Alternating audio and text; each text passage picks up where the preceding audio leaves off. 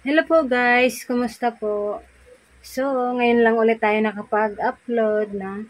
Kasi nga, ayan, busy. Pag mag-isa lang kasi tayo talagang, ayan, pag wala tayong kapalitan, talagang mahirap, no? Kasi nga, ikaw ay tindera, nanay ka pa, vlogger pa, kaya di mo alam talaga kung ano uunahin mo. So, ngayon guys, ay price update muna tayo dito sa aking tindahan. Ngayon ang oras ay alas 6 na ng gabi, wala pa rin, baka maya-maya dadating na sila kasi nga, tinix ko na rin naman yung aking ahente, sabi naman niya ay darating daw ngayong araw, kaya baka maya-maya. Kasi nga daw ay nagka-aberya, kaya ngayon lang na natagalan sila pag-deliver, no? So, ito nga pala guys, dumating na nga pala yung ating plaka, business permit. Kasi na-vlog ko na rin to guys kung paano mag-renew ng business permit at kung magkano yung binabayaran ko lahat dito. Panoorin nyo to guys. So, yeah. So ngayon, itong na nga, dineliver na nila yung ating business permit. Ayan guys. Ganito. At saka plaka. Dito na nga, i-deliver na sa atin yung ating business permit. Saka ito. So guys, plaka.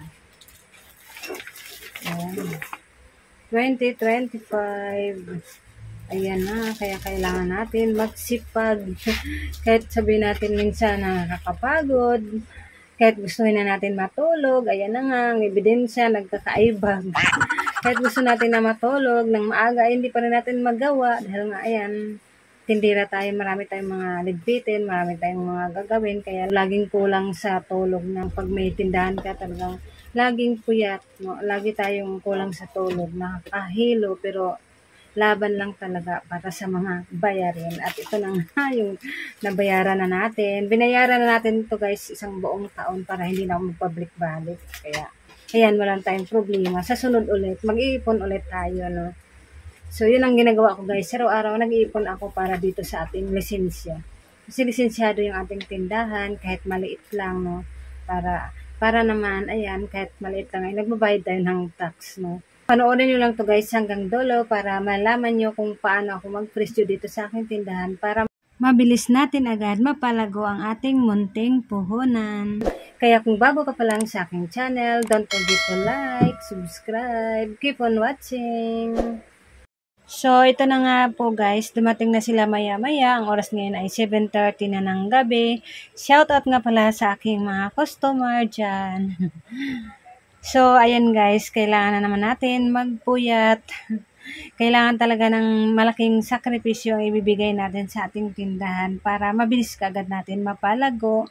So, ganun talaga pag mayroon tayong tindahan, sipag at tiyaga lang talaga kasi nga sarili natin ito, kaya ayan, itodo na natin.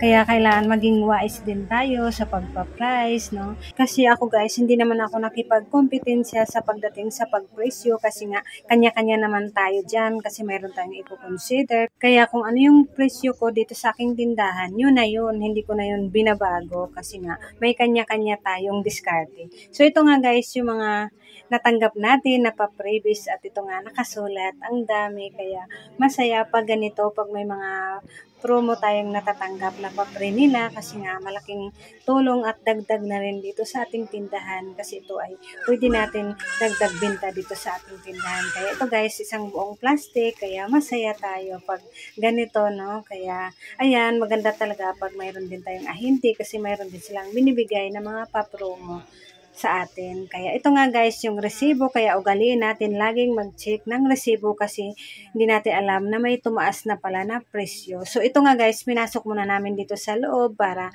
ma-check natin isa-isa kung kumpleto ba ang dumating na mga stock sa atin. So kasi minsan nagkaubusan din sa malaking grocery. So ito nga guys, yung total na binayaran natin sa Pure Gold, 8,082.55. So ayan, then dito naman sa Rebisco, ang binayaran natin, 1,329. So, ayan, magkaiba. Dalawang resibo to guys, kasi nga, iba-iba yung aking mga inorderan, kasi kung saan yung mura, doon ako nag-order. Kasi dati, nag-try ako dito sa Pure Gold, mag-order ng mga biskwit na Rebisco, so medyo may kamahalan, kaya siyempre, dito tayo sa ating ahente na isa sa Rebisco. guys, mas mura kasi sila. So, ayan. Nag-order tayo sa kanila ng 4 na krosine. Yung iba naman ay na-display na natin. Kasi kanina pa to dumating si Rebisco. So, ito, isasabay na lang din natin para i-price update. So, ito nga krosine guys ay 12 ang bintahan ko. Then, dito sa Dragon Seed, 10. Pajibar, 10 din, yan. Iniba-iba natin ang flavor. Ito yung mabintang flavor dito sa ating tindahan. So, ito na nga lang ang natira kasi nga, ayan. Tatabi natin tong iba kasi stock ito. Itong happy naman ay 10 din ang isa. So, itong dingdong, 25 bintahan natin dito, pang kot-kote. Nag-display na rin tayo doon, kaya iyan na lang ang natira. So, ayan guys, yung mga in-order natin sa Rebisco. And then, dito naman tayo sa Sito Solo, 20 bintahan natin kasi nga, pinapalamig pa natin. At ito nga guys, natuwa naman ako kasi nagkaroon na sila ng Selka. Kasi ilang beses ko to in-order sa kanila. So, naubusan din sila. So, ngayon, nandito na. So, 25 ang bintahan natin dito sa green. At dito naman sa ilalim guys, ay keratin. 10 ang isa, bintahan natin. So, ito kasi yung mga hinanap sa akin ng customer ko, itong keratin gold. So, ayun guys, pasensya na, medyo masilaw kasi yung ilaw, no? So, ito nga guys, Rexona 10, tapos itong sa katol, hindi ako nagtitingi dyan. Isang set yung aking binibinta dyan. So, ito nga guys, ang promo nila sa atin na ibinigay. Ito nga yung previous, no? Kaya, ayan, masaya tayo pag ganito kasi medyo madami-dami ang natatanggap natin ngayon na pa-promo ni Pure Gold. Kaya, thank you, Pure Gold. So, ayan. Kaya, display na rin natin ito para makita ng ating mga customer. Tapos, dito naman tayo sa mga nakabox. So, ayan. Ang laman naman dito ay mga pansit canton. Kaya, bilisan lang natin to guys. So, ito nga, mali ang dinala nila. Ang in-order ko nitong tomato sauce ay 115 grams. So, medyo malaki, 200 gram. Kaya, ayan. Pag ganito ga guys, hindi fast moving. Kaya, plus 5 tayo dyan. Ganun ang aking diskarte, no? Kasi pag hindi masyado mabinta, kailangan medyo lakihan natin ang patong. Depende naman yun sa inyo. Pero sa akin, ganun ang diskarte ko. Then, dito naman sa pancit canton, 17 at mga dilata naman yun. Ito ay mga dinagdag ko lang yun guys, itong pancit canton. Kasi yung iba ay marami pa tayo. Ito yung mabinta sa atin, itong hot chili. So, mga dilata guys, katulad nitong corn beef, diba? 34 ang puhunan. So, ang bintahan ko dyan ay 40. Ganon, diskartihan lang. Kasi kung 39, parang magsuklik-suklik ka pa, kaya gawin ko na lang ng 40. Ganun lang, basta kanya-kanya na lang tayong discard, kung magkano ang patong natin, basta ako plus 5, ganun, depende yon sa items, no? Kasi mayroong konti lang ang patong, depende naman yon. Kaya, yan, basta diskartihan lang natin, kasi depende naman din yun sa puhunan kung saan ka namili, kasi iba-iba ang presyo din sa mga pamilihan. So, dito naman tayo sa mga kutkutin, at ito nga ang manchar, 20 bintahan natin, o it's small, 10, lahat ng mga small natin, mga sitcharia, 10 ang isa. Dito sa piatos na small, 20.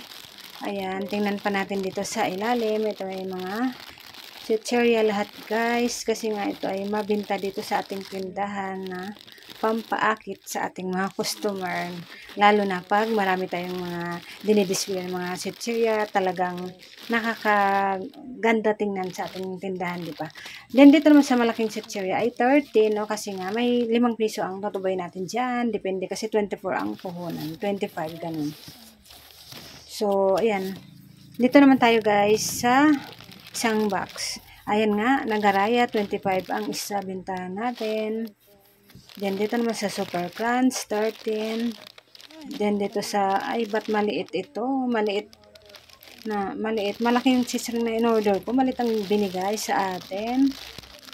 Ayan, puro maliit to. So, okay lang yan.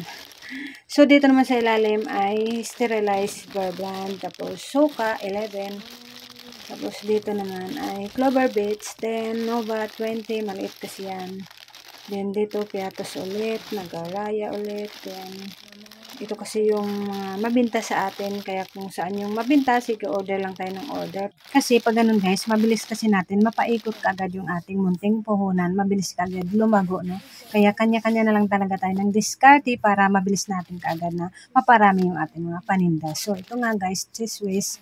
So, at ketchup, ayan, nagdagdag lang tayo. 15 bintahan ko noon sa ketchup, guys. Then, dito sa Knorr Cubes, 9.